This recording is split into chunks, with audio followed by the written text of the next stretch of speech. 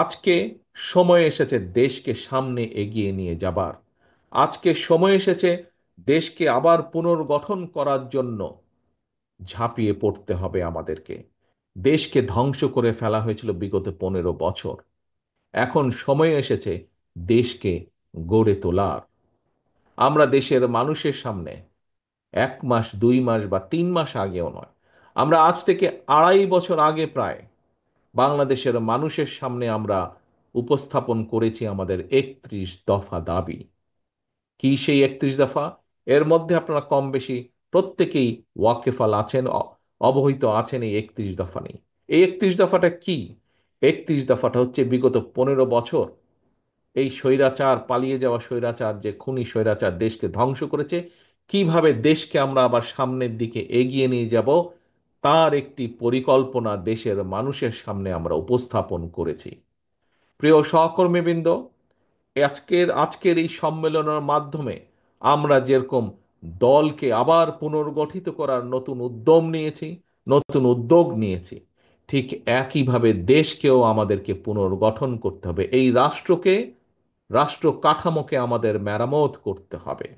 কারণ বাংলাদেশের মানুষ অতীতে দেখেছে, কম বেশি যতটুকুই সম্ভব হয়েছে, বাংলাদেশ জাতীয়তাবাদী দল, এই আপনাদের প্রিয় দল, এই দলই দেশের মানুষের জন্য, দেশের জন্য কাজ করেছে। হতে পারে, হতে পারে আমরা যতটুকু করতে চেয়েছিলাম বিভিন্ন কারণে আমরা হয়তো ততটুকু করতে পারিনি, কিন্তু তারপরেও করার মধ্যে যতটুকুই করেছে, করেছে একমাত্র আপনাদের এই প্রিয় দল বাংলাদেশ জাতীয়তাবাদী দল। প্রিয় সহকর্মীবৃন্দ, সহকর্মীবৃন্দ, আজকে সময় এসেছে দেশকে সামনে এগিয়ে নিয়ে যাবার। আজকে সময় এসেছে দেশকে আবার পুনর্গঠন করার জন্য ঝাঁপিয়ে পড়তে হবে আমাদেরকে।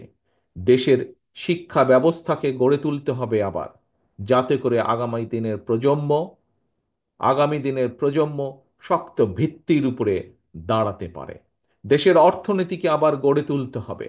দেশের কৃষককে আবার কৃষির পাশে আমাদেরকে দাঁড়াতে হবে, কৃষকের পাশে আমাদের দাঁড়াতে হবে, যাতে আমরা কৃষিকে শক্তিশালী ভিত্তির উপরে, মজবুত ভিত্তির উপরে গড়ে তুলতে পারি।